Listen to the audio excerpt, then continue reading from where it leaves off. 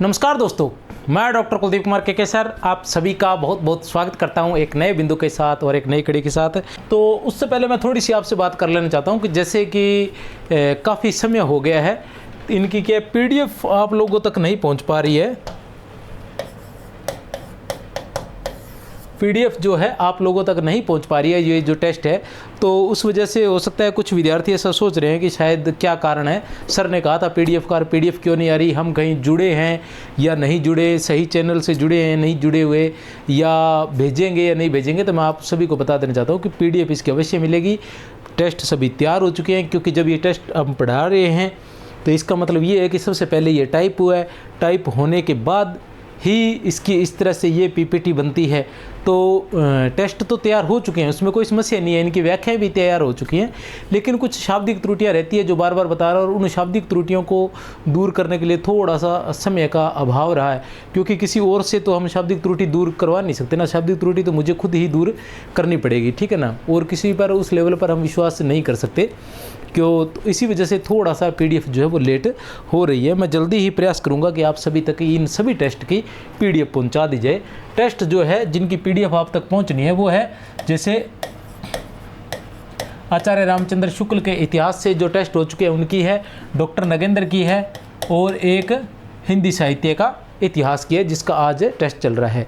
और जिस तरह से हम आदिकाल के हमने 2 टेस्ट लिए हैं, भक्तिकाल के आदिकाल के 2 टेस्ट हैं, भक्तिकाल के अंतर्गत संत काव्य के 2 टेस्ट और सूफी काव्य के 2 टेस्ट होने थे, तो आज जो है सूफी काव्य का दूसरा टेस्ट है। तो शुभकामनाएं आप सभी को, आप साथ का साथ करते रहेंगे। आपके स्क्रीन पर ये टेस्ट है, प्रश्न है, और आप इनको देखकर अपने उत्तर देते रहे। मैं ज़्यादा समय आप लोगों को नहीं दूंगा सोचने का, जितना मैं पढ़ रहा हूँ वही समय आपके पास रहेगा। तो जो पहला प्रश्न है वो क्या है, यद्यपि पद्मावत की रचना संस्कृत प्रबंध काव्यों की सर्गबद्ध, क्या कहना चाह रहे हैं? यद्यपि पद्मावत की रचना, किसकी? पद्मावत की रचना संस्कृत के प्रबंध काव्यों की सर्गबद्ध पद्धति पर नहीं है। क्या कह रहे हैं कि पद्मावत की जो रचना हुई है वो संस्कृत के जो प्रबंध काव्य होते हैं, संस्कृत के जो प्रबंध काव्य होते हैं वो क्या होते हैं? सर्गबद्ध पद्धति पर आधारित होते हैं। लेकिन पद्मावत की रचना इस सर्गबद्ध पद्धति पर नहीं हुई है, फारसी की मसनवी शैली पर हुई है। क्या कह रहे हैं कि जो प्रबंध काव्य, जायसी का जो पद्मावत प्रबंध काव्य है उसकी जो रचना हुई है वह रचना संस्कृत के प्रबंध काव्यों की सर्गबद्ध पद्धति के आधार पर न होकर फारसी की मसनवी शैली पर है। श्रृंगार वीर आदि के वर्णन चली आती हुई भारतीय काव्य परंपरा के अनुसार ही है। इसका पूर्वार्ध तो एकांत प्रेम मार्ग का ही आभास देता है, पर उत्तरार्ध में लोक पक्ष का भी विधान है। जो पूर्वार्ध है वो क्या है? एकांत प्रेम मार्ग, ठीक है ना, और जो उत्तरार्ध है क्या है? जो पूर्वार्ध है और जो उत्तरार्ध है उसमें क्या है? उत्तरार्ध में क्या है? लोक पक्ष का भी विधान है। उपयुक्त कथन जो है वो किस आलोचक का है? यह जो कथन है वह किस आलोचक का है? सॉरी, ए बैस है या फिर द, तो किस आलोचक का है आप देख सकते हैं। तो ऐसा कथन किसका हो सकता है? आचार्य रामचंद्र शुक्ल का, क्योंकि आचार्य रामचंद्र शुक्ल जो है उन्होंने ही कहा था कि जायसी की जो शैली है वो मसनवी शैली है, फारसी की मसनवी शैली है। किसने कहा था? आचार्य रामचंद्र शुक्ल ने ऐसा कहा था। चलो चलते हैं प्रश्न संख्या 2 पर। बहुत ही महत्वपूर्ण कथन है आचार्य रामचंद्र शुक्ल के हिंदी साहित्य का इतिहास से ये। तन चित और मन राजा कीना, हिय सिंहल बुद्धि पद्मनि चीना, गुरु सुआ जय पंथ दिखावा, बिन गुरु जगत को निर्गुण पावा। उपयुक्त पंक्तियां किस रचना से उद्धृत है? तो बहुत ही महत्वपूर्ण है, ज़्यादा लंबी चौड़ी बात इसमें है नहीं कि तन चितौड़, तन क्या है? तन तो क्या है? चितौड़ है। चितौड़ को तन कहा गया है, और राजा को मन कहा गया है, और सिंहल को हृदय कहा गया है, और पद्मनी को बुद्धि कहा गया है, और सुआ अर्थात तोते को गुरु कहा गया है जो पंथ दिखाता है, बिन गुरु जगत को निर्गुण पावा। उपयुक्त पंक्तियां किस रचना से है? तो ये किस से है? पद्मावत से है। जो मैं अभी बातें बताने जा रहा हूँ वो आपको वैसे तो वहाँ मिल जाएगी, किसमें? जो पीडीएफ मिलेगी उसमें वो सभी चीज़ें आपको मिल जाएंगी। पद्मावत की हम बात करते हैं तो जो ये वाला तन चितौर मन राजा कीना ही है सिहल बुद्धि पद्मनि चीना, तन चितौर मन राजा कीना ही है सिहल बुद्धि पद्मनि चीना, गुरु सुआ जही पंथ दिखावा बिन गुरु जगत को निर्गुण पावा। ये वाला जो पद है इसको किसने, कामता प्रसाद ने।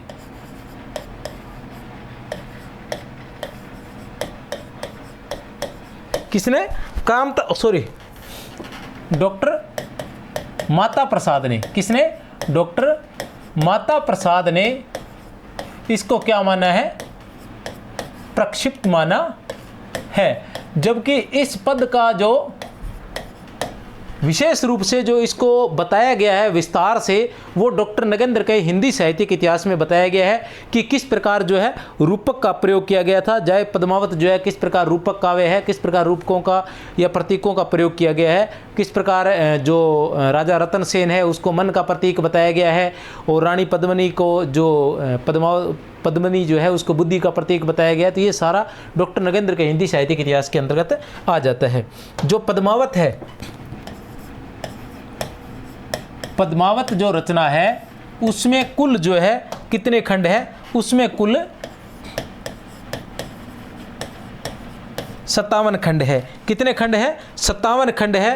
प्रथम खंड जो है क्या, प्रथम खंड जो है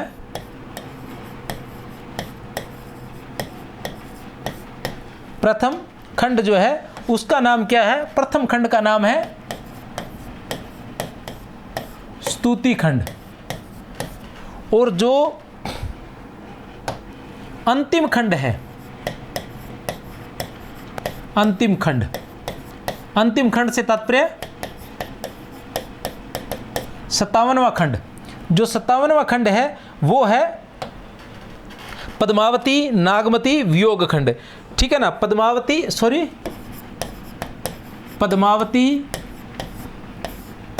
नागमती सती खंड, नोट कर लें। ठीक है ना, डॉक्टर माता प्रसाद गुप्त ने ये उसके प्रश्न के बारे में कि उन्होंने इसको प्रक्षिप्त माना है, मान्य नहीं माना, उन्होंने कहा कि ये त्रुटि, मतलब ये पद जो है पद्मावत का नहीं है, ये गलत है। ठीक है ना। और जो पद्मावत है उसके अंदर कुल कितने खंड है, 57 खंड है, जिसमें से प्रथम खंड स्तुति खंड है, अंतिम खंड जो है पद्मावती नागमती सती खंड है। इसके अलावा जो महत्वपूर्ण खंड है उनके बारे में बता देता हूं कि 30वां खंड एक है, 30वां खंड जो है वो महत्वपूर्ण है। उसके अलावा जो है 48वां खंड जो है वो भी महत्वपूर्ण है। इसके अलावा 53वां खंड जो है वो भी महत्वपूर्ण है। ये 3 जो खंड है ये महत्वपूर्ण है। माना जैसे एक तो प्रथम खंड महत्वपूर्ण हो गया, अंतिम खंड महत्वपूर्ण से तात्पर्य है कि इनके बारे में थोड़ा सा पूछा जाता है, और इसलिए हम इनके बारे में ध्यान लगा लेते हैं कि कौन कौन सा खंड है। तो 30वां खंड जो है वो क्या है, नागमती वियोग खंड है।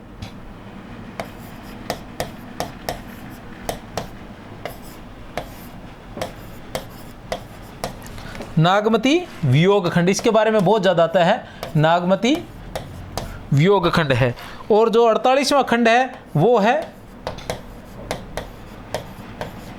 पद्मावती नागमती, पद्मावती नागमती विलाप खंड है, पद्मावती नागमती विलाप खंड है। और 53वां खंड है जो वो क्या है, गोरा बादल युद्ध खंड है। ये इसके पद्मावत के खंड है। क्या है, प्रथम खंड स्तुति खंड है, अंतिम खंड जो पद्मावती नागमती सती खंड है, 30वां जो खंड है वो नागमती वियोग खंड है, 48वां खंड पद्मावती नागमती विलाप खंड है, 53वां खंड जो है वो गोरा बादल युद्ध खंड है। ये इसके प्रमुख खंड थे। इसके अलावा आगे चलते हैं तो जो आचार्य शुक्ल है, कुछ महत्वपूर्ण बातें मैं लिखवा देना चाहता हूं आपको। जो आचार्य शुक्ल है, आचार्य रामचंद्र शुक्ल, आचार्य रामचंद्र शुक्ल जो है वो क्या लिखते हैं, वो ये लिखते हैं कि प्रबंध क्षेत्र में 2 काव्य श्रेष्ठ हैं। क्या लिखते हैं, प्रबंध क्षेत्र में दो काव्य श्रेष्ठ हैं। एक है, आप सभी जानते हैं, रामचरित मानस और दूसरा है पद्मावत। तो यहां से हम ऐसा मान सकते हैं कि आचार्य रामचंद्र शुक्ल ने जो पद्मावत है जायसी की, उसको प्रबंध काव्य तो माना है, लेकिन भारत की जो संस्कृतनिष्ठ सर्गबद्ध पद्धति होती है उसके आधार पर नया मानकर फारसी की मसनवी शैली के आधार पर लिखा गया ये प्रबंध काव्य उन्होंने माना है। अब 2 नंबर पर हमारे पास आ जाते हैं फिर आचार्य रामचंद्र शुक्ल। तो क्या लिखते हैं?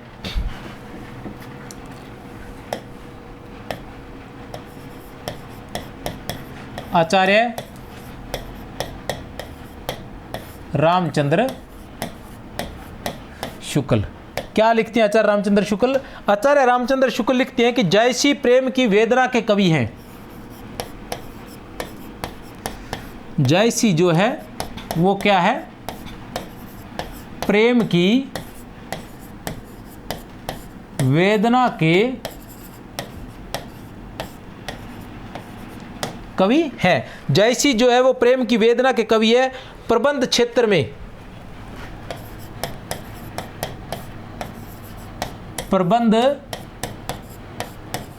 में जायसी का स्थान तुलसी से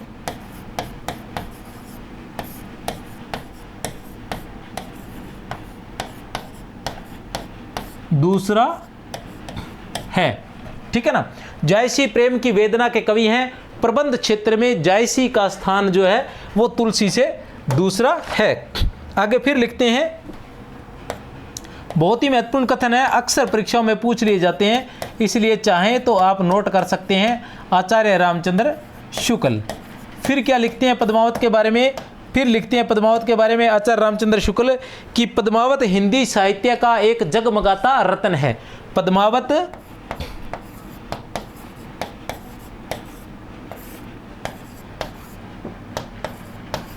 हिंदी साहित्य का एक जगमगाता रत्न है। आचार्य शुक्ल लिखते हैं कि पद्मावत जो रचना है वो हिंदी साहित्य का एक जगमगाता रत्न है। इसी तरह जो डॉक्टर बच्चन सिंह हैं वो क्या लिखते हैं? वो लिखते हैं कि पद्मावत जो है हिंदी साहित्य का एक दुर्लभ रत्न है। ये लिखते हैं जगमगाता रत्न और वो लिखते हैं दुर्लभ रत्न लिखते हैं। ठीक है ना? बच्चन सिंह क्या लिखते हैं? बच्चन सिंह के लिए अपने दूसरा पेज ले लेते हैं।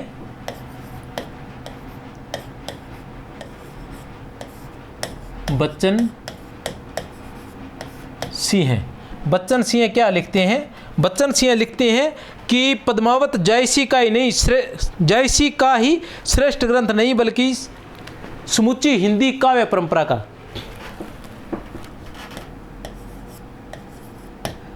पद्मावत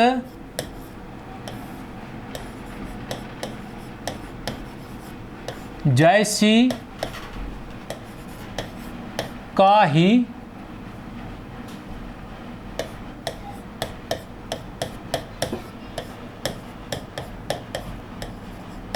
श्रेष्ठ ग्रंथ नहीं बल्कि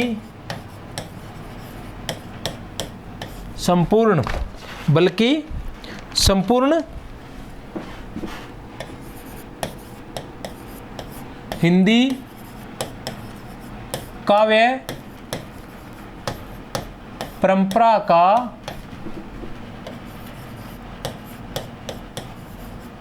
दुर्लभ रत्न है। क्या है? संपूर्ण हिंदी काव्य परंपरा का दुर्लभ रत्न है। किसने कहा था? बच्चन सिंह ने। किसने कहा था? बच्चन सिंह ने ऐसा कहा था। बच्चन सिंह एक बात और लिखते हैं कि जायसी की अवधि का अर्गान है। बच्चन सिंह क्या लिखते हैं जायसी के बारे में?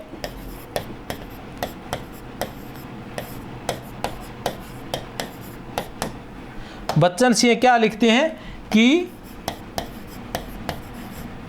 जायसी की अवधि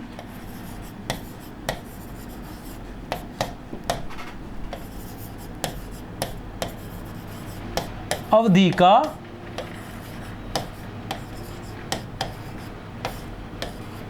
अर्घान है। चलो चलते हैं प्रश्न संख्या 3 पर। क्या है प्रश्न संख्या 3? जायसी ने वर्णमाला के एक एक अक्षर को लेकर सिद्धांत संबंधी तत्वों से भरी चौपाइयां, ठीक है ना, किस रचना में की है? सिद्धांत संबंधी तत्वों से भरी चौपाइयां किस रचना में कही है? जायसी ने वर्णमाला के एक एक अक्षर को लेकर, ठीक है ना, किस में कही है? आचार्य रामचंद्र शुक्ल के हिंदी साहित्य के इतिहास से यह प्रश्न लिया गया है। आप बता सकते हैं ए, ब, स या द। तो ये जो रचनाएं हैं ये सभी की सभी रचनाएं किसकी हैं? पद्मावत, अखरावट, आखिरी कलाम, ये सभी जायसी की है। तो ये जो लिखा गया है ये अखरावट से लिया गया है। अखरावट में ऐसा किया गया है। अखरावट में क्या कहा गया? वर्णमाला के एक एक अक्षर को लेकर सिद्धांत संबंधी तत्वों से भरी चौपाइयां लिखी गई है। चलो चलते हैं प्रश्न संख्या 4 पर। करो मोहम्मद शाह बखानू, सूरज है दिल्ली सुल्तानू। धर्म पंथ जग बीच चलावा, निबर न सबरे सो दुख पावा। बहुते सलातिन जग केरे, आई साहस बने हैं चेहरे। सब काहू पर दाया धरई, धर्म सहित सुल्तानी करई। उपयुक्त पंक्तियां किस रचना से उद्धृत है? ए, ब, स या फिर द। ए, ब, स या फिर द। तो किस रचना से है? स से, इंद्रावती से। किस रचना से है? इंद्रावती से, ठीक है ना। करो मोहम्मद शाह बखानू, आपको सिर्फ इतना याद रखना है पंक्तियां कि करो मोहम्मद शाह बखानू, सूरज है दिल्ली सुल्तानू। इतनी सी पंक्तियां आपको याद रखनी है और ध्यान रखना है कि ये किसकी है। करो मोहम्मद शाह बखानू, सूरज है दिल्ली सुल्तानू। नू से क्या आएगा? नू से हमारे पास आ जाएगा नूर मोहम्मद, ठीक है ना, याद रख लेना। क्या है? करो मोहम्मद शाह बखानू, सूरज है दिल्ली सुल्तानू। सुल्तानू से नूर मोहम्मद आ जाएगा। नूर मोहम्मद की किस रचना से ये पंक्तियां ली गई है? इंद्रावती से। नूर मोहम्मद की कौन कौन सी रचनाएं थी? 2 रचनाएं थी, इंद्रावती और अनुराग बांसुरी। कौन कौन सी थी? इंद्रावती और अनुराग बांसुरी। इंद्रावती की रचना हुई थी 1744 में और इसकी अनुराग बांसुरी की हुई थी 1764 में। पद्मावत किसकी है? जायसी की है। इसकी रचना कब हुई थी? 1540 ईस्वी में। चित्रावली किसकी रचना है? उस्मान की है। इसकी रचना कब हुई थी? 1613 ईस्वी में। किसके समय में हुई थी? जायसी के समय में हुई थी। पद्मावत की रचना किसके समय में हुई थी? शेरशाह के समय में हुई थी। इंद्रावती की रचना किसके समय में हुई थी? तो दिल्ली मोहम्मद शाह के समय में हुई थी। नूर मोहम्मद मोहम्मद शाह, नूर मोहम्मद मोहम्मद शाह, कुछ न कुछ कहीं न कहीं याद रहेगा। ऐसी ही कुछ बातें और बताता हूं मैं आपको। चलते हैं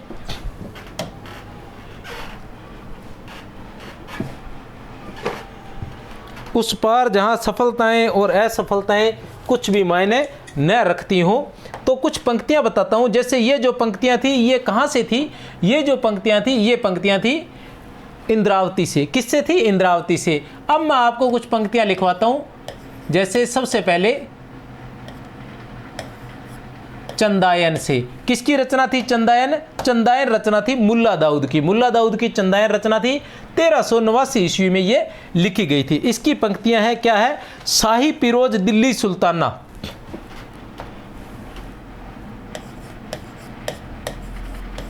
शाही पिरोज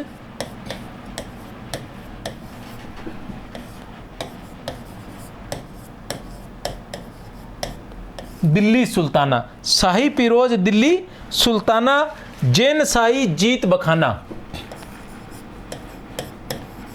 जौन शाही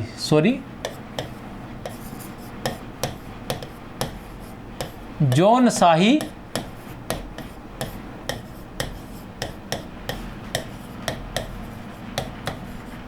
जीत बखाना। क्या है? शाही परोज दिल्ली सुल्ताना जौन शाही जीत बखाना। अब देखो ये मैंने अभी एक बार मैं सभी लिख देता हूँ, फिर आपको बताऊंगा कि इसका मतलब क्या है और इसको किस तरीके से याद किया जा सकता है। फिर आता है पद्मावत।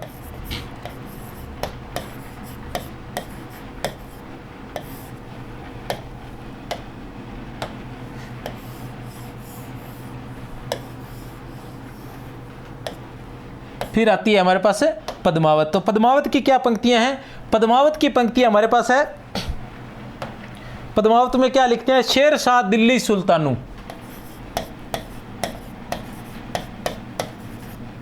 शेर शाह दिल्ली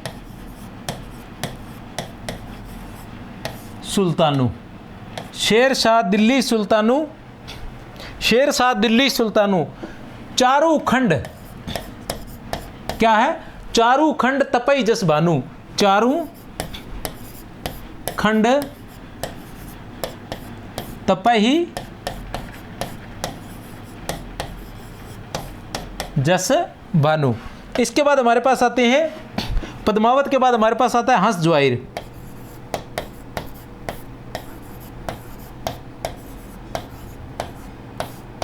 पद्मावत के बाद हमारे पास क्या आएगा?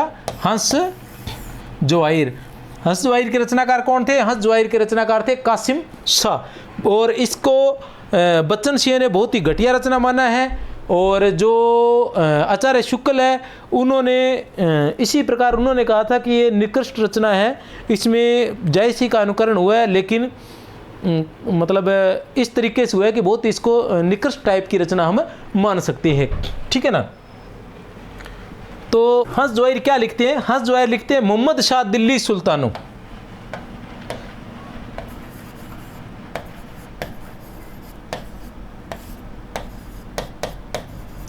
मोहम्मद शाह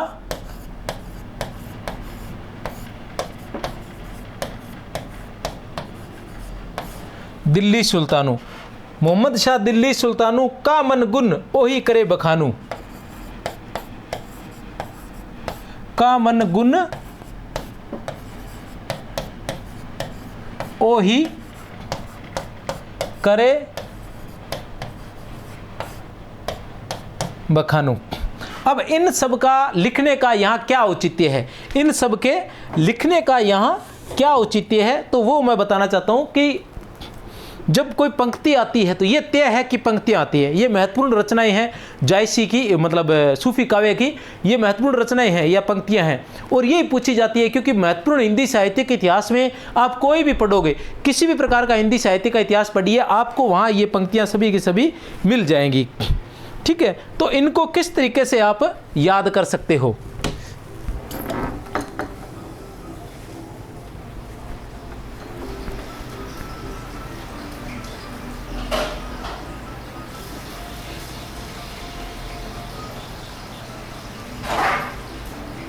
ये बजा रहा है क्या?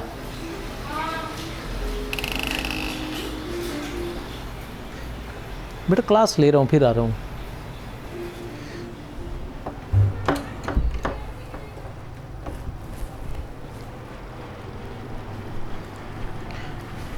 शाही पिरोज दिल्ली सुल्ताना जोन शाही जीत बखाना, शेर शाह दिल्ली सुल्तानू चारू खंड तपई जस भानु।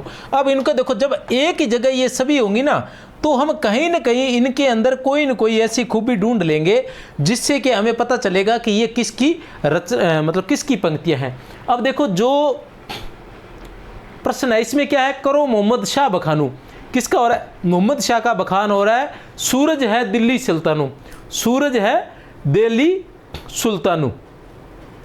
ठीक है ना? अब एक पंक्ति ये है, दूसरी पंक्तियां मोहम्मद शाह दिल्ली सुल्तानू, ये भी मोहम्मद शाह दिल्ली सुल्तानू है और वो भी मोहम्मद शाह दिल्ली सुल्तानू है। अब ये क्यों है? क्योंकि जो कासिम शाह की रचना थी वो 1731 की थी, ये 1744 की थी, तो मुझे लग रहा है कि इस वक्त और इस वक्त ये मोहम्मद शाह ही जो बादशाह थे, इसलिए दोनों ने मोहम्मद शाह का जो वर्णन है इस रचना में किया है। तो हमें ये ध्यान रखना है कि मोहम्मद शाह बखानू सूरज है दिल्ली सुल्तानू ये नूर मोहम्मद की है, और जो मोहम्मद शाह दिल्ली सुल्तानु है, ये किसकी है? हंस ज़्वाहिर से ली गई है, अर्थात कासिम शाह की ये पंक्तियां हैं। अब शेर शाह का ये तो पद्मावत है। पद्मावत का हमें अच्छे से ध्यान होना चाहिए कि पद्मावत की रचना किसके काल में हुई थी? शेर शाह के काल में हुई थी। तो ये सीधा शेर शाह से, इसके बारे में हमें पता है, होना चाहिए और है भी, ठीक है ना। अब आता है चंदायन। तो चंदायन का जो हम देख सकते हैं कि शाही पीरोज दिल्ली सुल्ताना जोन शाही जीत बखाना। अब यहाँ क्या है, वैसे भी आप चाहें तो इसको याद कर सकते हैं, ऐसे नहीं याद कर सकते तो एक छोटी सी ट्रिक अपना सकते हैं। वो इस तरीके से अपना सकते हैं कि जिस तरह से चय का प्रयोग हुआ है, यहाँ जय का प्रयोग हुआ है, जय का प्रयोग हुआ है और जय का प्रयोग हुआ है। चंदायन की जीत से शाही पीरोज दिल्ली सुल्ताना। तो इस तरीके से भी आप याद कर सकते हो। और कुछ भी नहीं याद कर सकते तो मैं आपको एक बात बता देता हूं कि ये सभी पंक्तियां जब एक जगह लिखी होंगी,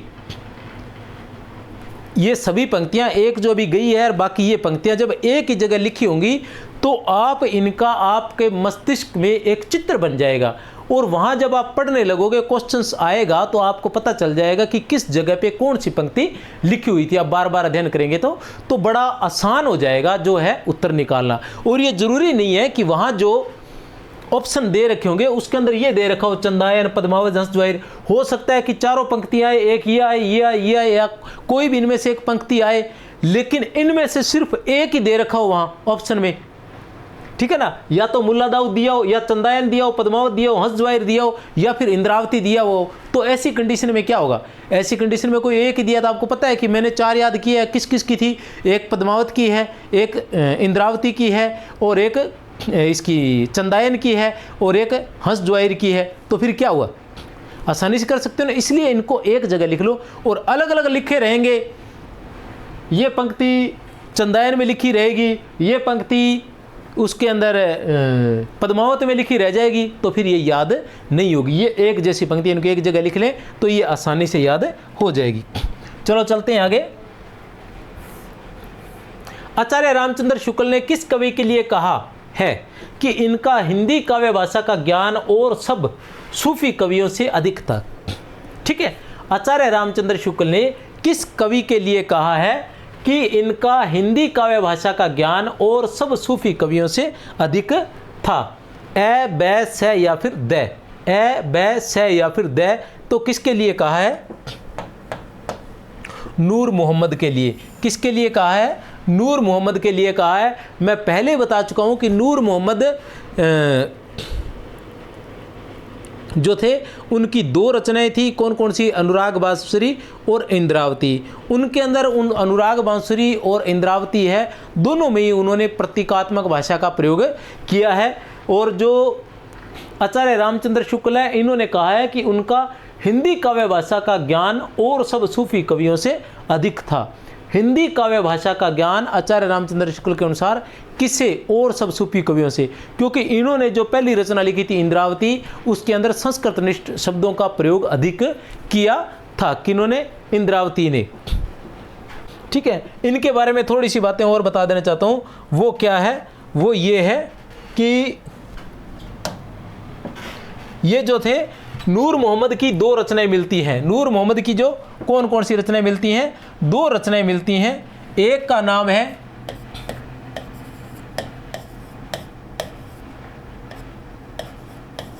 इंद्रावती और दूसरी का नाम है अनुराग बांसुरी।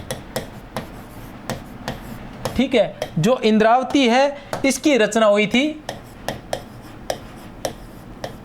1744 ईस्वी में और इसकी रचना हुई थी 1764 ईस्वी में।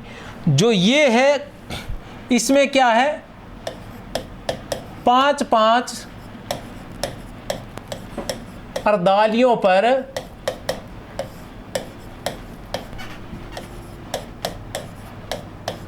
दोहे का प्रयोग है।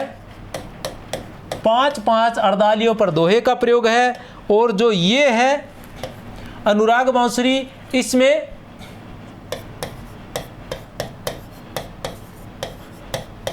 चौपाइयों पर बरवे का प्रयोग है। अनुराग बांसुरी, ये मैट्रिक में करवा चुका हूँ। अनुराग बांसुरी, बांसुरी से बरवे का प्रयोग, क्योंकि अधिकतर जो सूफी रचनाएं हैं उनमें क्या है कि चौपाइयों के बाद दोहे का प्रयोग हुआ है। कहीं 5-5 के बाद एक दोहे का प्रयोग है, कहीं 7-7 के बाद दोहे का प्रयोग है। लेकिन जो अनुराग बांसुरी है किसकी? नूर मोहम्मद की रचना है, जिसका नाम है अनुराग बांसुरी, बै से बांसुरी, बै से बरवे। तो इसमें चौपाइयों के बाद किसका प्रयोग हुआ है? बरवे का प्रयोग हुआ है। इसके अलावा और बातें बता देना चाहता हूँ थोड़ी सी, वो ये है कि जैसे इंद्रावती में सभी पात्रों के नाम, जो इंद्रावती है कौन सी रचना है? इंद्रावती।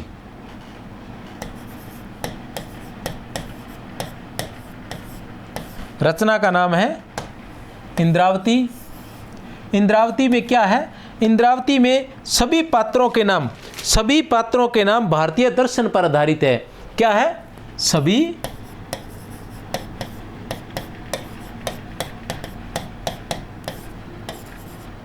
पात्रों के नाम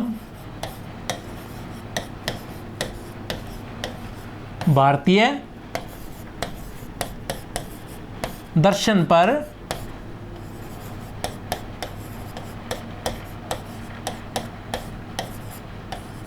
आधारित है। ठीक है ना? क्या है वो भी हम देख लेते हैं। 1 नंबर पर क्या आएगा? 1 नंबर पर इसके पात्र हैं नायक,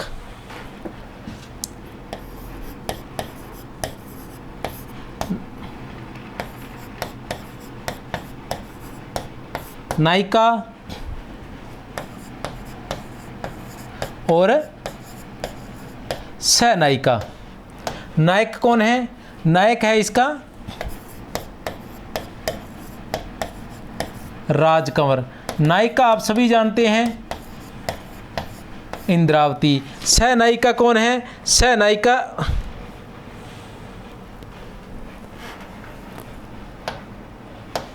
की जगह हम लेते हैं मंत्री।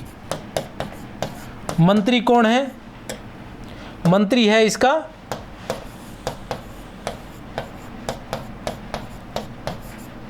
बुद्धिसेन। अब ये किसके प्रतीक हैं? भारतीय दर्शन के अनुसार किसके प्रतीक हैं? जो राजकंवर है, नायक, जो राजकंवर है वो किसका प्रतीक है? जीवात्मा का प्रतीक है। और नायिका जो है वो किसका प्रतीक है? वो ब्रह्म ज्योति का प्रतीक है। किसका? ब्रह्म ज्योति का। और जो बुद्धिसेन है वो किसका प्रतीक है?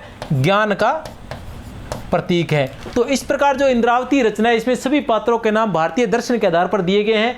नायक राजकंवर जो है वो जीवात्मा का प्रतीक है, नायिका इंद्रावती जो है वो ब्रह्म ज्योति के प्रतीक है, और मंत्री बुद्धिसेन जो है वो किसका प्रतीक है? वो ज्ञान का प्रतीक है।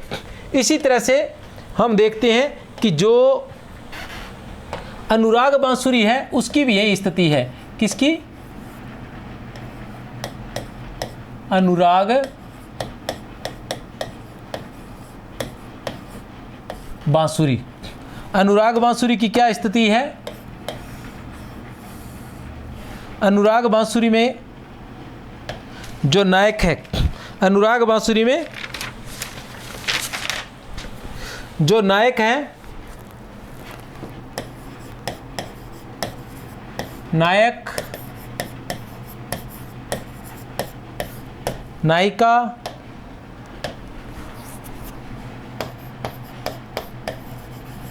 साथी और मंत्री। अब जो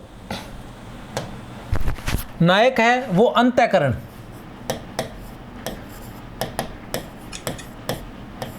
अंतःकरण का प्रतीक है, और जो नायिका है वो सर्वमंगला, सभी का मंगल करने का प्रतीक है। और साथी जो है वो है इनके नाम, सॉरी, नायक का नाम अंतःकरण है, नायिका का नाम सर्वमंगला है, साथी का नाम संकल्प और विकल्प है, और मंत्री जो है उसका नाम है बुद्धि। तो ये इस प्रकार, और आचार्य रामचंद्र शुक्ल ने अनुराग बांसुरी को आख्यान काव्यों की अखंडित परंपरा यही समाप्त होती है। आचार्य रामचंद्र शुक्ल ने कहा था कि ए से अनुराग बांसुरी, ए से आख्यान, आख्यान काव्यों की अखंडित परंपरा को यहीं समाप्त समझना चाहिए। किसके बारे में कहा था आचार्य शुक्ल ने? आचार्य शुक्ल ने अनुराग बांसुरी के बारे में कहा था। किसने कहा था? आचार्य शुक्ल ने।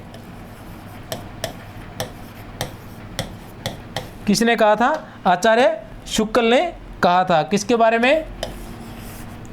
अनुराग बांसुरी के बारे में, कि आख्यान काव्यों की अखंडित परंपरा को यही समाप्त समझना चाहिए। और जो इंद्रावती है उसके लिए कहा था कि सुबी पद्धति का ई इंद्रावती, ऐसे अनुराग बांसुरी, अनुराग बांसुरी से आख्यान, आख्यान जहाँ नाम आवे, क्योंकि 3 जगह इसका प्रयोग होता है। जो समाप्त है ना, 3 जगह इसका समापन करते हैं आचार्य रामचंद्र शुक्ल। बहुत ही महत्वपूर्ण कथन है ये। 3 जगह समापन करते हैं। एक तो करते हैं शेख नबी से, शेख नबी से सूफी काव्य के परंपरा का समाप्त समझना चाहिए। एक तो लेखक से करते हैं, और एक करते हैं, 2 करते हैं रचनाओं से। इंद्रावती से तो सूफी पद्धति का अंतिम ग्रंथ मानते हैं इंद्रावती को, सूफी पद्धति ई से इंद्रावती। आख्यान काव्यों की, आख्यान और अखंडित, अखंडित से अनुराग बांसुरी, तो ये आ जाता है। इस तरह से आप इन तीनों को समझ सकते हैं। चलो चलते हैं आगे। प्रश्न संख्या 6 क्या है? प्रश्न संख्या 6, प्रश्न संख्या 6 है,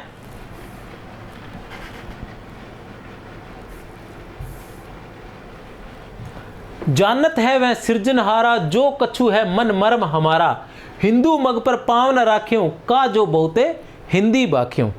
ठीक है ना? क्या कह रहे हैं? जानत है वो सृजनहारा, जो कुछ है मन मर्म हमारा, हिंदू मग पर पाँव न राख्यो, का जो बहुते हिंदी बाख्यो। अब ये क्या कहना चाह रहे हैं कि किसने, कौन कह रहा है कि क्या हुआ जो मैं हिंदी का इतना बखान कर रहा हूं? तो सूफियों में सबसे अच्छी हिंदी कौन बोलता था या कौन लिखता था? ए, बैस है या फिर द? उपयुक्त पंक्तियां किस रचना से उद्धृत हैं? उपयुक्त पंक्तियां किस रचना से उद्धृत हैं? तो उपयुक्त पंक्तियां जो है किससे है? अनुराग बांसुरी से उद्धृत है। क्यों?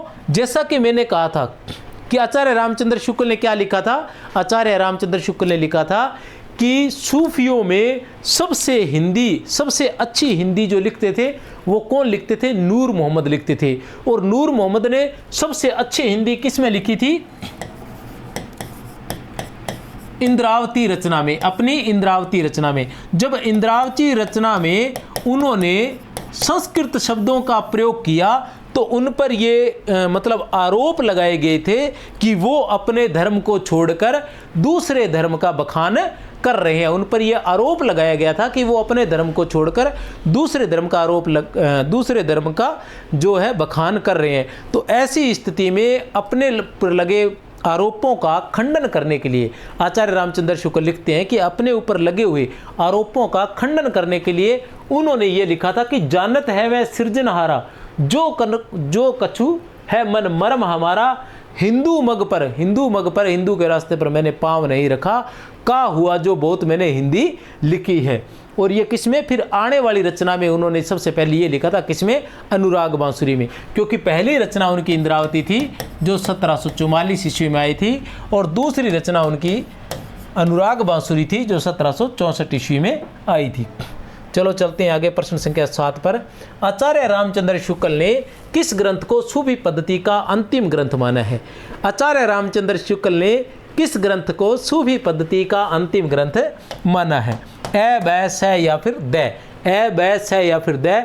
तो द इंद्रावती। मैंने पहले कह दिया था कि सूफी पद्धति ई, सूफी पद्धति ई से इंद्रावती। सूफी पद्धति का अंतिम ग्रंथ कौन सा है? इंद्रावती। आख्यान काव्यों की अखंडित परंपरा, किसकी? आख्यान काव्यों की, आख्यान काव्यों की अखंडित परंपरा कहाँ समाप्त होती है? अखंडित परंपरा कहाँ समाप्त होती है? अनुराग बांसुरी पर। कहाँ समाप्त होती है? अनुराग बांसुरी पर। ऐसा किसने कहा था? आचार्य रामचंद्र शुक्ल ने। मोहम्मद शाह दिल्ली सुल्तानू, मोहम्मद शाह दिल्ली सुल्तानू का मन गुण ओही करू बखानू, छाजे पाठ छतर सिर ताजू, नावे शीश जगत के राजू, रूपवत दर्शन मुहराता भागवंत, ओही किन विदाता दर्भवंत, धर्म महे पूरा ज्ञानवंत, खड़ग मह सूरा। उपयुक्त पंक्तियां किस रचना से उद्धृत है? तो अभी पढ़ कर आए हैं ए बै से द, फिर भी बता देता हूँ ए बै से और द, ए बै से और द। मोहम्मद शाह दिल्ली सुल्तानू का मन गुण करे ओही बखानू, तो ये किससे ली गई है?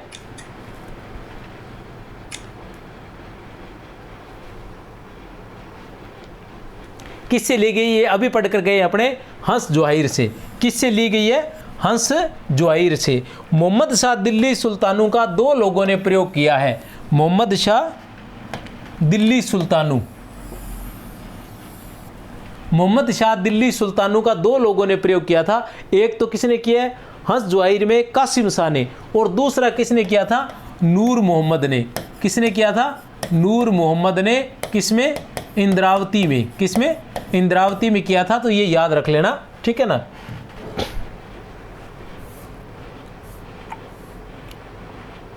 अच्छा, हंस जुहाइर के बारे में कुछ बातें बता देना चाहता हूं मैं। हालांकि क्लास बड़ी हो जाती है, पर कोई बात नहीं, बड़ी सी आपको क्या करना है, भाग के आपने क्या करना है।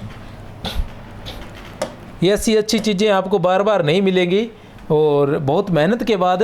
हंस जुहाइर की रचना 1700, हंस जुहाइर की रचना कब हुई थी? हंस जुहाइर की जो रचना है हम सभी जानते हैं, बार बार मैंने बता दिया, नहीं जानते हैं तो अब बार बार इतनी बार बताया। हंस जुहाइर कौन था? किसकी रचना? इसके रचनाकार कौन थे? कासिम शाह। कब हुई थी इसकी रचना? इसकी रचना हुई थी 1731 ईस्वी में। किसके काल में हुई थी? मोहम्मद शाह के काल में हुई थी। किसके काल में हुई थी? मोहम्मद शाह के काल में हुई थी। अब इसके बारे में आचार्य शुक्ल क्या लिखते हैं? आचार्य शुक्ल इसके बारे में क्या लिखते हैं? तो आचार्य शुक्ल इसके बारे में लिखते हैं कि मैंने पहले बता चुका था आपको, पहले भी बताया था उसमें, कि इनकी रचना बहुत ही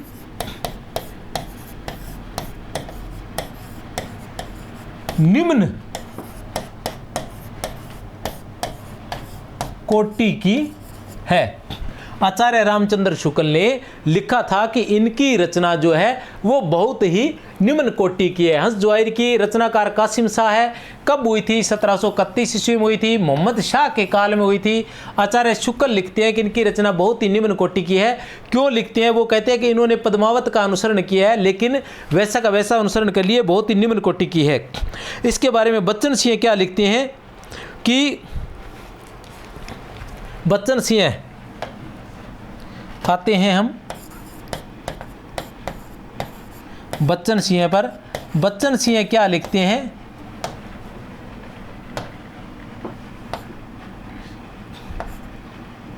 कि कासिम शाह की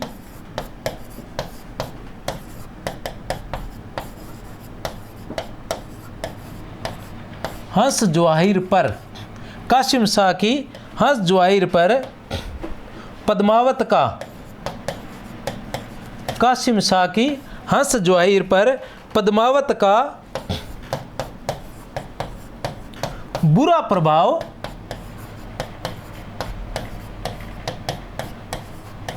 पड़ा है।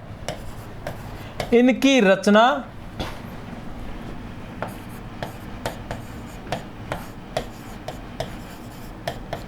बहुत ही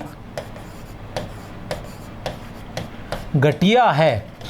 तो बच्चन सिंह ने हंस जुहाइर, कासिम शाह की रचना हंस जुहाइर को क्या कहा था कि ये जो रचना है ये बहुत ही घटिया है। और आचार्य रामचंद्र शुक्ल ने क्या कहा था कि इनकी रचना जो है वो निम्न कोटि की है। चलो चलते हैं आगे प्रश्न संख्या 9 पर। क्या है प्रश्न? प्रश्न संख्या 9 क्या है? प्रसिद्ध सूफी रचना वह उसकी भाषा का असंगत क्रम है। प्रसिद्ध सूफी रचना में उसकी भाषा का असंगत क्रम है। मृगावती की भाषा क्या है? अवधी। सत्यवती कथा की अवधी। पद्मावत की अवधी। चंदायन की राजस्थानी। चंदायन की राजस्थानी। तो इसका जो है वो सही क्या है? तो सही है असंगत। क्या देखना है? असंगत। तो असंगत कौन सा है? द। क्यों है द? तो मैं आपको बता देना चाहता हूँ, मृगावती की भाषा जो है वो अवधी है। सत्यवती कथा की भाषा भी अवधी है। पद्मावत की भाषा भी अवधी है। चंदायन की भाषा भी क्या है? अवधी ही है। ठीक है ना। मृगावती की रचना कब हुई थी? 1510 ईस्वी में। किसने की थी? कुतुबन ने की थी। ठीक है ना। सत्यवती कथा की रचना कब हुई थी? 1501 ईस्वी में। किसने की थी? ईश्वरदास ने। सुमेलित कीजिए। सोफिया का अर्थ है ज्ञान, और सफ, सूफ और सुफा। सफ, सूफ और सुफा। तो हम सूफ की बात करें, सूफ की हम बात करें तो सूफ का अर्थ है ऊन। सूफ का अर्थ होता है ऊन। तो क्या हो गया? बै का एक। तो बै का एक इसमें ये है, तो उत्तर हमारा द हो जाएगा। अब द हो गया, इसी से हम बाकी के निकाल सकते हैं। वैसे जो है इसका माने तो सफ, सूफ का क्या रहता है? सूफ का रहता है ऊन, और सफ का रहेगा चबूत, सफ का पंक्ति, और सूफा का चबूतरा। जैसे सोफा बोलते हैं ना, सोफा क्या होती है? बैठने की जगह होती है। तो उसी तरह चबूतरा भी क्या होती है? बैठने की जगह। तो सोफा से सूफा हो गया। तो इसमें क्या है? ये सारी बातें क्या है कि जो सूफी शब्द है उसकी उत्पत्ति कहाँ से हुई है, तो उसके लिए कहा गया है। तो कुछ लोग कह रहे हैं कि सूफी शब्द की उत्पत्ति जो है वो सफ शब्द से हुई है। सफ शब्द से हुई है। सफ से क्या हुई है? सफ का अर्थ है पंक्ति, अर्थात इसके बारे में कहा गया है कि जो लोग अंतिम समय में अंतिम पंक्ति में खड़े होंगे, अलग पंक्ति में खड़े होंगे, वो सूफी कहलाए। ठीक है ना। जो लोग अलग पंक्ति में खड़े होंगे वो क्या कहलाए? सूफी कहलाए। सफ से पंक्ति में। और सूफ अर्थात ऊन। जो सूफी लोग होते थे वो ऊन के बने सफ़ेद सूती वस्त्र पहनते थे, इसलिए उनके लिए किससे सूफी नाम पड़ गया? किससे? सूफ से। सूफ अर्थात सूफ, मतलब हम तो ऊन कह रहे हैं, उनके लिए क्या था कि सूफ था, कि सूफ से बने सफ़ेद रंग के सूती वस्त्र पहनते थे। ठीक है ना। इसलिए उनका नाम वहाँ सूफ से सूफी हो गया, भी सूफी लोग हो गया। फिर आता है सूफा। सूफा अर्थात जो लोग चबूतरे पर बैठकर ज्ञान देते थे तो वो क्या कहलाए? सूफी कहलाए। और फिर सोफिया अर्थात ज्ञान का प्रतीक, जो ज्ञानी व्यक्ति थे वो सारे सूफी कहलाए। इस तरह से ये सूफी शब्द का जो उत्पत्ति है वो किन किन से हुई है? सफ शब्द से हुई है, सूफ शब्द से हुई है, सूफा शब्द से हुई है, सोफिया शब्द से हुई है। आप सिर्फ एक बार इतना ध्यान दें कि किस किस से हुई है? सफ से हुई है, सूफ से हुई है, सूफा से हुई है, सोफिया से हुई है। सुमेलित कीजिए। सुमेलित कीजिए। ये है 4 अवस्थाएं। 4 अवस्थाएं और ये है दशाएं। ये 4 अवस्थाएं और ये दशाएं। शरीयत, तरीकत, हकीकत, मारिफत, जबरूत, लाहूत, नासूत और मलकत। अब इनमें से एक चीज मैं ट्रिक के बाद बता देता हूं कि इधर जिसमें है उधर भी उसमें है होगा। इधर जिसमें है उधर भी उसमें है ही होगा। तो है वाला कौन सा है? देख लो, हकीकत। और इधर क्या है? लाहूत। तो सै का 2, सै का 2 किसमें है? इसमें नहीं है, इसमें है, इसमें भी नहीं है, इसमें है। तो कहने से तात्पर्य ये दोनों तो नहीं है। अब देखते हैं हकीकत। क्या कहा मैंने कि जिसमें है होगा उसका है होगा। ये क्या है? 4 अवस्थाएं, और ये क्या है? दशाएं हैं। ठीक है ना। तो अवस्था में क्या? हकीकत। हकीकत में कौन सी अवस्था होती है? लाहूत। अब आता है कत। अब जिसमें कत है ये तो निकल गया। अब जिसमें उधर कत है वो होगा तरीकत और मलकत। तरीकत और मलकत। ठीक है ना। अब मलकत का तरीकत का मलकत हुआ, मलकत बै का 4 किस में है, बै का 4 है इसमें, तो उत्तर हुआ हमारा स, उत्तर हुआ हमारा स। शरीयत का क्या होगा, शरीयत का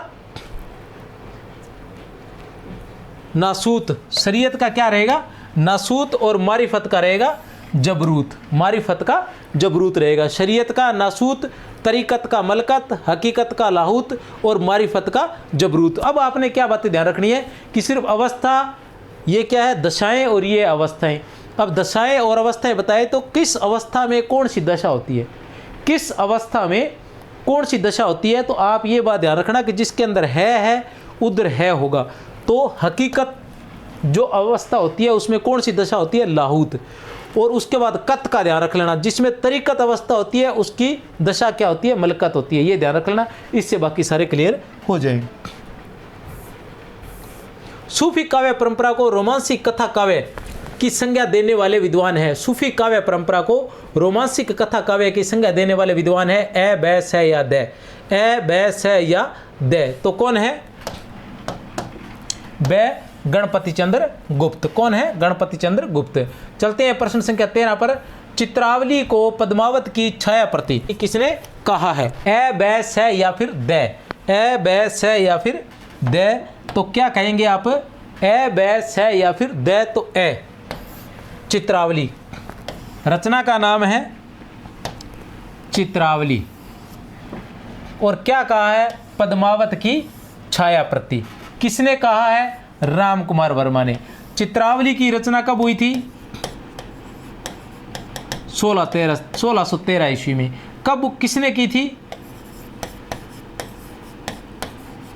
उस्मान ने। इसमें क्या है, इसमें क्या है, इसमें आचार्य रामचंद्र शुक्ल के अनुसार पद्मावत का अनुकरण हुआ है। कैसे हुआ है, क्योंकि पद्मावत से पहले की जो रचनाएं हैं आचार्य रामचंद्र शुक्ल के अनुसार, वो कौन कौन सी है,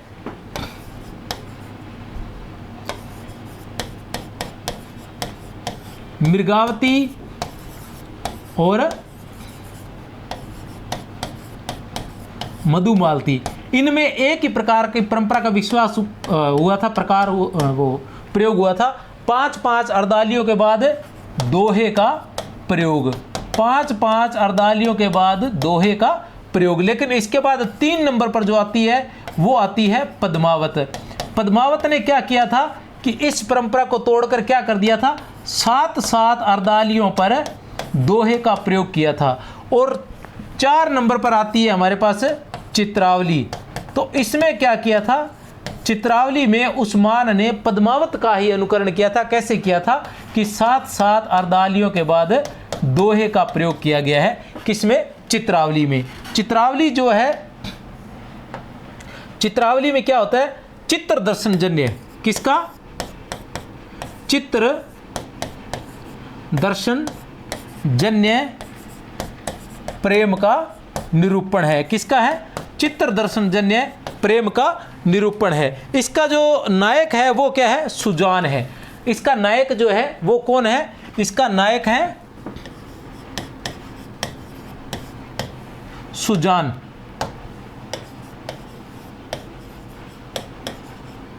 और नायिका चित्रावली है। नायक जो है वो सुजान है और नायिका क्या है, चित्रावली है। अन्य जो रचनाएं हैं उनके अंदर क्या होता है कि अप्सराएं उठाकर ले जाती है नायक या नायिका को, लेकिन इसमें क्या होता है कि प्रेत, देव या प्रेत जो है वो नायक को उठाकर ले जाते हैं, और जो चित्रावली नायिका है उसकी जो चित्रशाला है जिसके अंदर वो चित्र बनाती है वहाँ छोड़ाते हैं। वहाँ वो उठकर देखता है तो किसका चित्र देखता है, चित्रावली का चित्र देखता है। चित्रावली का चित्र देखकर उसे चित्रावली से प्रेम हो जाता है और वो क्या करता है कि वहाँ अपना चित्र बनाकर चित्रावली के चित्र के पास छोड़ आता है, और अचानक वह उसको देव और प्रेत जो है वापस छोड़ आते हैं। देव प्रेत के छोड़ने से तात्पर्य यह है कि वो निद्रावस्था में जाता है, निद्रावस्था में वापस आ जाता है, शायद ऐसा होता होगा, ठीक है ना। तो ये क्या था, चित्र दर्शन जन्य प्रेम है, किसमें, चित्रावली में। चलो आगे चलते हैं। सुजान, और इसके अंदर क्या है, इसमें एक कहानी और है, मैं बता देता हूँ आपको। इसमें एक कहानी है, एक कहानी आती है जो 3 जगह एक ही जैसी कहानी है, मैंने यहाँ नोट कर रखी है, मैं थोड़ा सा बता देता हूँ कि 3 रचनाएं हैं। एक तो है कुतुबन की मृगावती, और एक है मंजन की मधुमालती, ठीक है ना, और एक है उस्मान की चित्रावली। ये 3 रचनाएं आप ध्यान में लगा लेना कौन कौन सी हैं।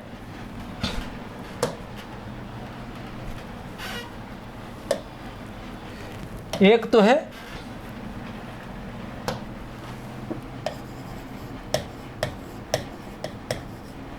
कुतुबन,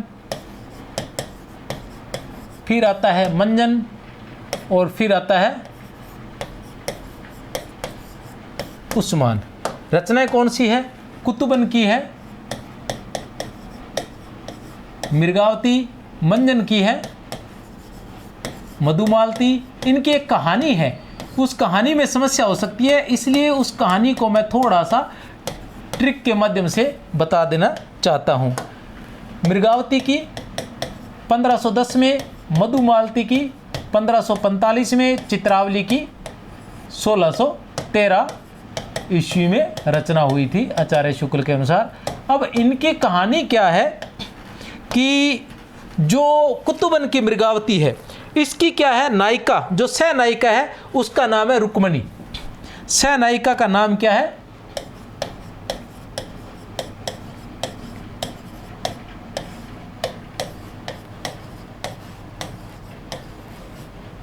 रुक्मणी, ठीक है ना। जो कुतुबन की मृगावती है उसकी सह नायिका का नाम क्या है? रुक्मणी है। और मंजन की मधुमालती जो उसकी सह नायिका का नाम क्या है?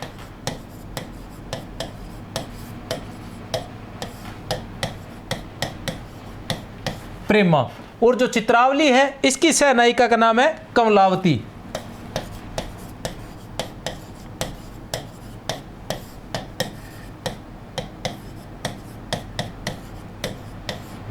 कमलावती। अब यहां कहानी क्या है कि जब कुतुबन की मृगावती का राजकुमार, कुतुबन की मृगावती का राजकुमार मृगावती को ढूंढने के लिए निकलता है, तो रास्ते में एक जगह उसको रुक्मणी मिलती है, जिसको राक्षस क्या करता है, जिसको राक्षस जो है उठाकर ले आता है और वह उसे बचाकर ले आता है और इससे क्या कर लेता है, राजकुमार जो है वो विवाह कर लेता है। ठीक है। और फिर जो मंजन के मधुमालती है, इसका जो नायक है मनोहर, वो भी क्या करता है, वो भी सह नायिका को मधुमालती को ढूंढने के लिए निकलता है। तो रास्ते में प्रेमा मिलती है, प्रेमा को राक्षस उठाकर ले, प्रेमा पर आक्रमण करता है, सॉरी प्रेमा जो है, प्रेमा पर क्या है, प्रेमा को बचाता है और प्रेमा को क्या बना लेता है, अपनी बहन बना लेता है। ठीक है ना। और जो ये है चित्रावली, चित्रावली का नायक जो सुजान है, ये भी सह नायिका कमलावती को बचाता है और उससे विवाह कर लेता है। ठीक है, ये ध्यान लगा लेना। आचार्य रामचंद्र शुक्ल के अनुसार है कि कुतुबन की मृगावती की जो सह नायिका रुक्मणी है, उससे तो नायक करता है विवाह, और जो मधुमालती की है उसको बहन बना लेता है प्रेमा को, और इसको कमलावती से ये विवाह कर लेता है। ये एक अलग सी कहानी थी इनकी, जो मैंने आप लोगों को बता दी है। चलते हैं आगे। प्रश्न संख्या 14 क्या है? पद्मिनी चरित्र के रचनाकार है। पद्मिनी चरित्र के रचनाकार कौन है? लालदास है। पद्मिनी चरित्र के रचनाकार लालदास। कामयाब नाम से शायरी करने वाले सूफी कवि हैं। कामयाब नाम से शायरी करने वाले सूफी कवि है। कामयाब नाम से शायरी करने वाले सूफी कवि हैं, तो कौन है? नूर मोहम्मद है। कौन है? नूर मोहम्मद है। नूर मोहम्मद के बारे में पहले बहुत कुछ बता चुका हूं, ठीक है ना।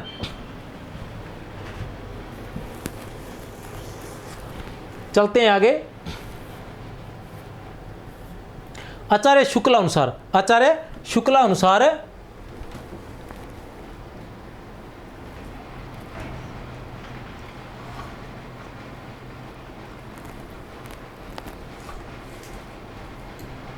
आचार्य शुक्ला अनुसार मधुमालती में कितनी अर्दालियों के बाद पर दोहे का क्रम रखा गया है?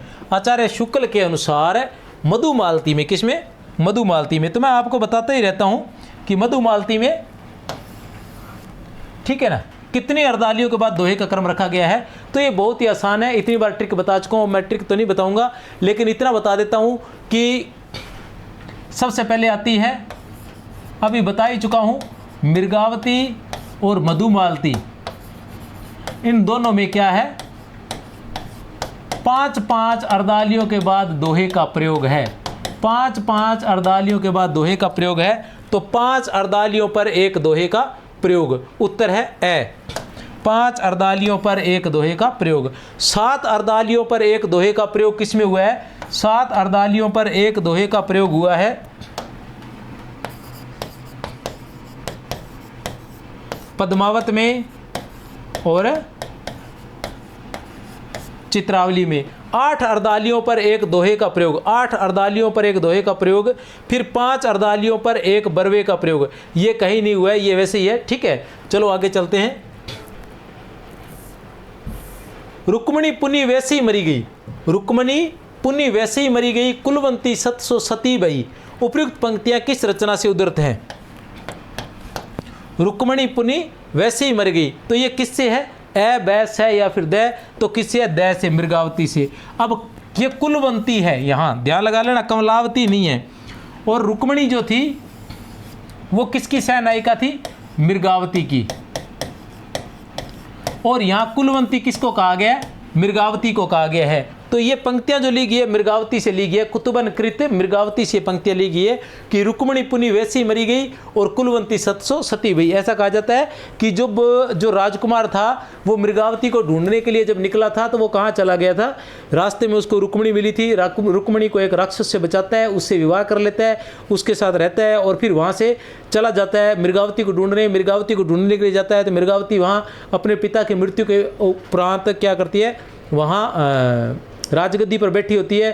फिर ये वहाँ कुछ समय रहता है, फिर मृगावती को लेकर और आते हुए रुक्मणी को भी साथ ले लेता है और अपने राज्य में पहुँच जाता है। कुछ समय बाद राजकुमार जो घोड़े से गिरकर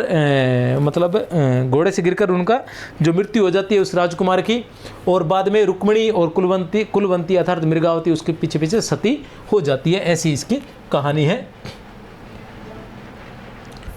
मृगावती के बारे में यह है कि एक उड़ने की कला जानती थी। विक्रम बेताल की कथा को किस सूफी कवि ने अपने ग्रंथ का प्रेरणा स्रोत माना है? विक्रम बेताल की कथा को किसको? विक्रम बेताल की कथा को किस सूफी कवि ने अपना प्रेरणा स्रोत माना है? विक्रम बेताल की कथा को किस सूफी कवि ने अपना प्रेरणा स्रोत माना है? ए बैस है या फिर द? ए बैस है या फिर द? क्या है? कुतुबन ने, जायसी ने, मंजन ने या फिर असाहित ने? विक्रम बेताल की कथा को, तो विक्रम बेताल की कथा को किसने माना है? असाहित ने। किसको? विक्रम बेताल की कथा को किसने माना है? असाहित ने। असाहित की रचना कौन सी थी?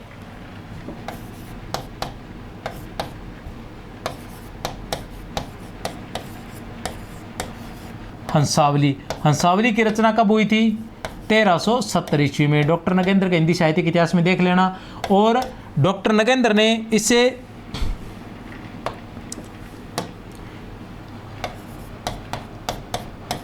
हिंदी साहित्य की प्रथम सूफी रचना माना है। हिंदी साहित्य की प्रथम सूफी रचना माना है किसको? हंसावली को, डॉक्टर नगेंद्र कृत हंसावली को। चलो चलते हैं आगे। इसके बारे में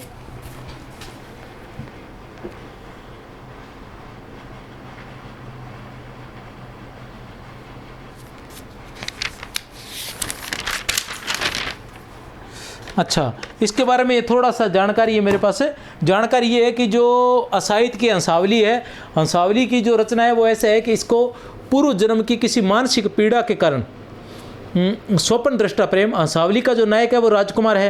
राजकुमार को स्वप्न में हंसावली दिखती है और हंसावली से उसको प्रेम हो जाता है। वो हंसावली को प्राप्त करने के लिए घर से निकल पड़ता है। अब घर से निकल पड़ता है तो जैसे फिल्मों में हीरो को बहुत सारी समस्या को सामना करना पड़ता है, तो उससे भी बहुत सारी समस्याओं का सामना करते हुए अंत में जब वो हंसावली के पास जाता है तो जाकर हैरान हो जाता है कि हंसावली को पूर्व जन्म की किसी मानसिक पीड़ा के कारण हंसावली ने क्या कर रखा था? प्रत्येक पखवाड़े में 15 दिनों में 5 पुरुषों की हत्या का प्रण ले रखा था। 15 दिनों में 5 पुरुषों की हत्या का प्रण ले रखा था। तो ये देखकर वह हैरान रह जाता है। फिर जब वह इस बात के पीछे जाता है तो उसे पता चलता है कि पूर्व जन्म में जो हंसावली थी वो एक मादा पक्षी थी और उसने किसी जंगल में किसी वृक्ष पर अंडे दे रखे थे और अचानक जंगल में आग लग जाती है तो जो नर पक्षी होता है वो उसे छोड़कर चला जाता है और जो मादा पक्षी होती है वो उस अंडों को छोड़कर नहीं जाती और वो वहीं मर जाती है। इस कारण वह किसी न किसी तरह से जो नर है उनके प्रति उसके मन में एक प्रकार का रोष या क्रोध जो रह जाता है, तो उसी के कारण वह जो उसके मन में ये जो विकृति रह जाती है, ये पीड़ा रह जाती है, दर्द रह जाता है कि वो 5 पुरुषों की हत्या करता है। तो फिर से जो राजकुमार है उस प्रक्रिया को फिर से दोहराता है और उसकी इस मानसिक पीड़ा को दूर करता है और फिर वो उससे विवाह कर लेता है। इसी प्रकार की जो पीड़ा है जो अक्षय कुमार की एक मूवी है उसमें भी दिखाई गई है, वो है चंद्रकला या चंद्र ऐसे कुछ नाम है उसका, अभी मेरे दिमाग में नहीं आ रहा। अभी आते हैं प्रश्न संख्या 19 पर। डॉक्टर बच्चन सिंह ने अवधि का अर्घान किस रचना को कहा है? डॉक्टर बच्चन सिंह ने अवधि का अर्घान किसने? सबसे पहले बात तो यह है किसने? डॉक्टर बच्चन सिंह ने। आपको ध्यान रखना है किसने कहा है? डॉक्टर बच्चन सिंह ने। किसने कहा है?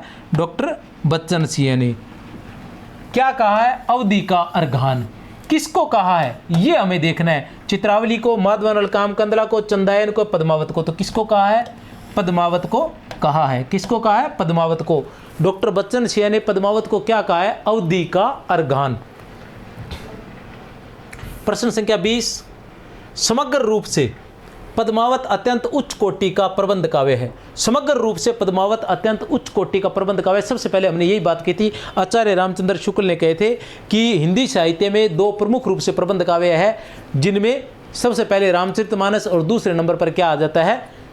पद्मावत आ जाता है। उधर भी कहते हैं कि हिंदी साहित्य में अगर किन्हीं 2 प्रबंध काव्यों की बात करते हैं तो जयसी का स्थान तुलसी से दूसरा है, जिसकी तुलना में रामचरितमानस और कमायनी जैसे कुछ काव्य ही रखे जा सकते हैं। उपयुक्त कथन किसका है? लेकिन ये ऐसी बात किसने कही है ये हमें ध्यान रखना। डॉक्टर नगेंद्र ने, आचार्य शुक्ल ने, डॉक्टर बच्चन सिंह ने या डॉक्टर गणपति चंद्र गुप्त ने? ये किसने कहा है? तो किसने कहा है? डॉक्टर नगेंद्र ने कहा है। आप सभी के पास हिंदी साहित्य का इतिहास होगा, आप देख लेना, ठीक है।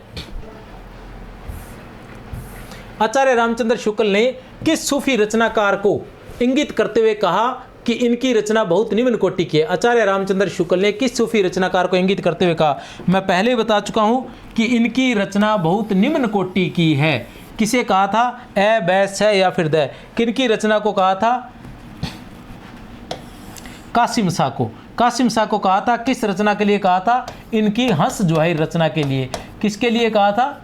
हंस जवाहिर रचना के लिए। कब हुई थी इसकी रचना? 1731 ईस्वी में इसकी रचना हुई थी। इसके लिए उन्होंने कहा था कि इसकी रचना जो है बहुत ही निम्न कोटि की है। और जो बच्चन सिंह है उन्होंने कहा था कि कासिम शाह की हंस जवाहिर पर पद्मावत का बुरा प्रभाव पड़ा है। कासिम शाह की हंस जवाहिर पर पद्मावत का बुरा प्रभाव पड़ा है।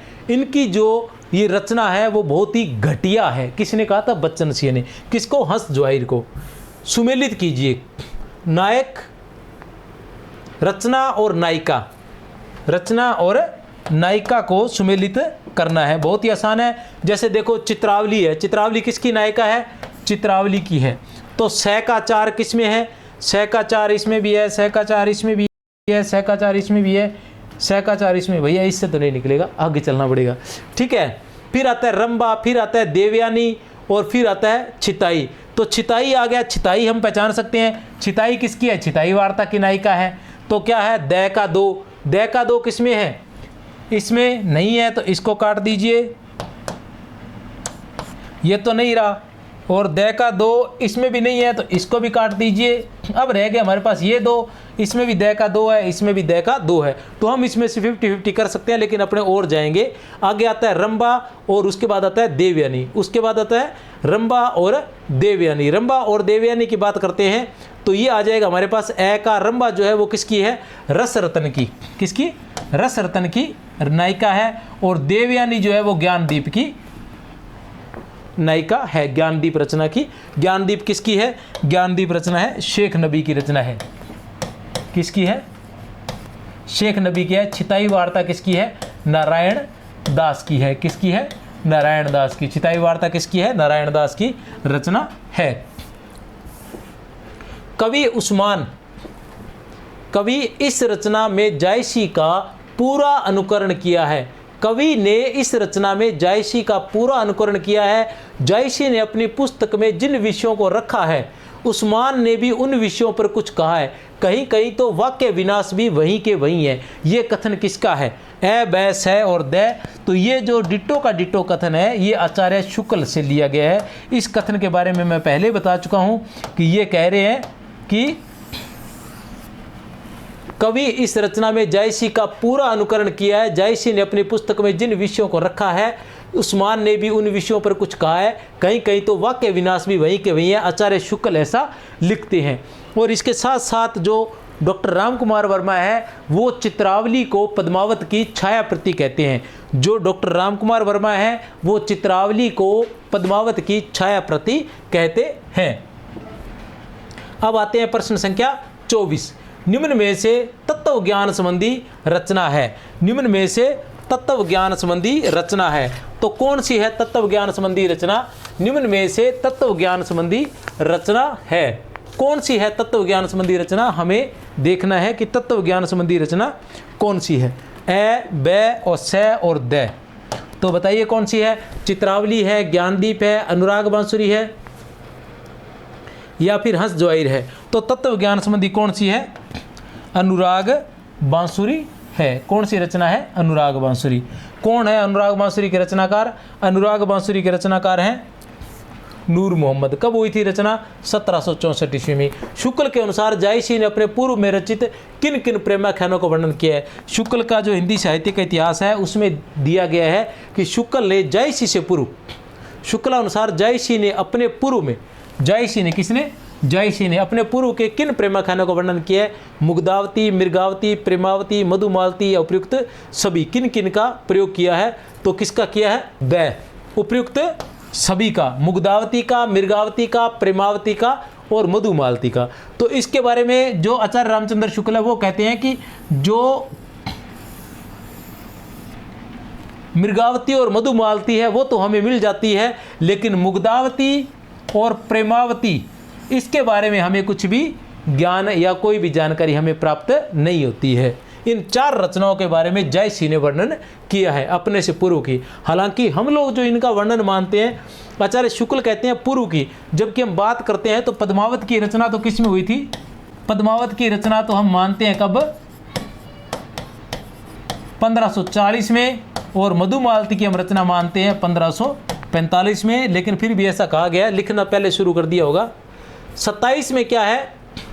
आचार्य रामचंद्र शुक्ल के अनुसार सूफी काव्य से संबंधित 3 कथन है जो बहुत ही महत्वपूर्ण, बार बार बताता रहता हूँ। शेख नबी से प्रेम गाथा परंपरा समाप्त समझनी चाहिए। शेख नबी से प्रेम गाथा परंपरा समाप्त समझनी चाहिए। इस ग्रंथ अर्थात इंद्रावती को सूफी पद्धति का अंतिम ग्रंथ मानना चाहिए। सूफी आख्यान काव्यों की अखंडित परंपरा यहीं समाप्त समझनी चाहिए। अनुराग बांसुरी के लिए कहा था। पद्मावत को हिंदी में अपने ढंग की अकेली ट्रेजिक कृति किस आलोचक ने कहा है? पद्मावत को हिंदी में अपने ढंग की पहली ट्रेजिक कृति किसने कहा है? पद्मावत को हिंदी में अपने ढंग की अकेली ट्रेजिक कृति किस आलोचक ने माना है? किस आलोचक ने माना है? बै विजयदेव नारायण शाही ने। किसने माना है? विजयदेव नारायण शाही ने। प्रश्न संख्या 27। आचार्य रामचंद्र शुक्ल के अनुसार मंजनकृत मधुमालती में कितनी अर्दालियों पर दोहे का क्रम रखा गया? बहुत ही आसान है, 5 अर्दालियों पर दोहे का क्रम रखा गया है। कुतुबन मृगत, ठीक है ना, कुतुबन मंजन जाऊ शेखा नूर सूर, ये इतने कवियों का आचार्य रामचंद्र शुक्ल ने वर्णन किया। कुतुबन मंजन जाऊ शेखा नूर सूर, 5-5 अर्दालियों के बाद एक दोहे का बोध, 5-5 अर्दालियों के बाद एक दोहे का प्रयोग, और उसके बाद 2 का नहीं है। फिर चित्रावली आती है, कुतुबन मंजन जाऊ शेखा जायसी, 7-7 अर्दालियों के बाद एक दोहे का प्रयोग है, ठीक है ना। और उसके बाद उस्मान, 7-7 अर्दालियों के बाद एक दोहे का प्रयोग है। तो इस तरह से फिर 2 ने किसी प्रकार का प्रयोग किया नहीं है। फिर उसके बाद जाऊ शेखा, शेख नबी और कासिम शाह, इन दोनों के बारे में कुछ भी नहीं है। और शेख नबी और कासिम शाह, उसके बाद जाऊ शेखा नूर सूर, नूर और सूर, नूर मोहम्मद है उसकी 2 रचनाएं हैं, इंद्रावती और अनुराग बांसुरी। इंद्रावती में 5-5 अर्दालियों के बाद दोहे का प्रयोग किया, अनुराग बांसुरी में चौपाइयों के बाद बरवे का प्रयोग किया गया है। तो बहुत ही आसान है, कोई समस्या नहीं है, आपको इतनी बार बता चुका हूँ। शुक्ल के अनुसार एकमात्र हिंदू सूफी कवि कौन सी है, तो वो कौन सी है, सूरदास पंजाबी है। एकमात्र सूफी कवि कौन सा था, कुतुबन मंजन जाऊ शेखा नूर सूर, एकमात्र सूफी कवि है। ऐसा कहा जाता है कि उस वक्त जब आचार्य रामचंद्र शुक्ल ने हिंदी साहित्य का इतिहास लिखा था, तब केवल 8 ही सूफी कवि मिले हैं। उनके काव्य में 8 ही सूफी कवियों का वर्णन है, जिसमें से एकमात्र जो है हिंदू कवि कौन थे, सूरदास पंजाबी थे। उनकी रचना है नल दमयंती कथा, उनकी रचना है नल दमयंती कथा। प्रमुख सूफी कवि व उनकी रचना से संबंधित असंगत विकल्प है। प्रमुख सूफी कवि व उनकी रचना से संबंधित असंगत विकल्प है। पद्मावत जायसी ओके, छिताई वार्ता नूर मोहम्मद बिल्कुल ओके नहीं है, ठीक है ना। छिताई वार्ता के कौन है रचनाकार, छिताई वार्ता के रचनाकार है नारायण दास। कौन है, नारायण दास। मधुमालती के मंजन है और रूप मंजरी का नंददास है। मधुमालती के मंजन है, जायसी की जो भाषा है वो अवधी है, छिताई वार्ता की जो भाषा है, मधुमालती की जो भाषा है वो अवधी है, रूप मंजरी की भाषा जो है वो ब्रज है, ये ध्यान लगा लेना आप। सूफी काव्य धारा की प्रेम पद्धति, सूफी काव्य धारा की प्रेम पद्धति भारतीय प्रेम पद्धति के अनुकूल ही है। कथन किसका है, सूफी काव्य धारा की प्रेम पद्धति भारतीय प्रेम पद्धति के अनुकूल ही है। कथन किसका है, ए बैस है या फिर दे, ए बैस है या फिर दे, तो किसका है, स। किसका है, स, डॉक्टर नगेंद्र का। किसका है, डॉक्टर नगेंद्र का। सूफी काव्य धारा की विशेषताओं में संगत कथन है। सूफी काव्य धारा की ये प्रमुख विशेषताएं, इनके आधार पर आप बहुत से प्रश्नों के उत्तर दे सकते हो। इन्होंने हिंदू समाज में प्रचलित लोक कथाओं को अपने काव्य का आधार बनाया। इन्होंने गुरु को अमूर्त ईश्वर तक पहुंचाने वाला मार्गदर्शक माना है। सूफी काव्य का रूप प्राय प्रबंधात्मक है। उपयुक्त सभी, तो उत्तर है उपयुक्त सभी। ये सभी विशेषताएं सूफी काव्य की है। इन्होंने हिंदू समाज में प्रचलित लोक कथाओं को अपने काव्य का आधार बनाया था। इन्होंने गुरु को अमूर्त ईश्वर तक पहुंचाने वाला मार्गदर्शक माना है। सूफी काव्य का रूप प्राय प्रबंधात्मक है, जो है ना, तन चितौर मन राजा कीना ही सियल बुद्धि पद्मनि चीना, तन चितौर मन राजा कीना ही सियल बुद्धि पद्मनि चीना, गुरु सिवा जय पंथ दिखावा, बिन गुरु जगत को निर्गुण पावा। तो गुरु को ईश्वर का ज्ञान कराने वाला माना गया है। और इसमें सबसे बड़ी बात है कि इसमें जो संत काव्य था, संत काव्य के अंदर क्या माना गया है, संत काव्य में जो ईश्वर है, जो नायिका है, उसको जो क्या है, परमात्मा माना गया है। सॉरी, इसमें एक जो संत काव्य से अलग बात है वो ये है कि इसमें सूफी काव्य में अलग बात ये है कि इसके अंदर जो नायक है उसको जीवात्मा माना गया है, नायक को जीवात्मा माना गया है। और जो प्रेमिका है उसको ईश्वर माना गया है, जो प्रेमिका है उसको ईश्वर माना गया है। ये इसकी विशेषता है सूफी काव्य की एक और। उसके अलावा इसको कुछ लोगों ने मतलब हिंदू शैली का माना है, जैसे नगेंद्र ने कहा था, लेकिन जो आचार्य रामचंद्र शुक्ल है उन्होंने फारसी की मसनवी शैली की माना है। उन्होंने आचार्य रामचंद्र शुक्ल ने कहा था कि ये जो सूफी कवि है ये इस्लाम धर्म के प्रचार के लिए थे, तो ऐसा उन्होंने माना था। सुमेलित कीजिए रचना और रचनाकार को, तो सीधा सीधा सुमेलित कर लेते हैं, आसान सा प्रश्न है। हंसावली के रचनाकार कौन है, असाहित। सत्यवती कथा के रचनाकार कौन है, ईश्वरदास। मृगावती के रचनाकार कौन है, कुतुबन। और मधुमालती के रचनाकार है मंजन। तो इतनी बार बता दिया, बार बार बताने की आवश्यकता नहीं है। तो उम्मीद करता हूँ कि आपको ये टेस्ट श्रृंखला पसंद आई होगी। सूफी काव्य से संबंधित मैंने बहुत बड़ा मैटर आपको दे दिया है, संत काव्य से संबंधित ही, क्योंकि जब मैं डॉक्टर नगेंद्र का एक तो अलग से ट्रिक आपको दिए जा रहा हूँ लगातार, उसके अलावा आचार्य रामचंद्र शुक्ल का जब टेस्ट लेता हूँ तो उसमें भी संत काव्य के जो जितने टेस्ट हैं वो सारे आ जाते हैं। तो उसमें संत काव्य में बार बार टुकड़ों में मैं उसके बारे में बताया मैंने। फिर डॉक्टर नगेंद्र की बात आती है तो उसमें 3-4 टेस्ट में लगातार संत काव्य चला है। अब अलग से संत काव्य हुआ, फिर सूफी काव्य की बात आई। तो इस तरह से मतलब सूफी काव्य और संत काव्य आदिकाल पर बहुत बड़ा विस्तार से आप लोगों को बता चुका हूँ। उससे बाहर कहीं प्रश्न जाने वाला नहीं है। आप नंबर से लेकर सारी क्लासें देख लें, उसकी PDF पढ़ लेना और आपके नंबर कहीं नहीं जाने वाले हैं। तो इसी के साथ बहुत बहुत शुभकामनाएं। जय हिंद, जय भारत।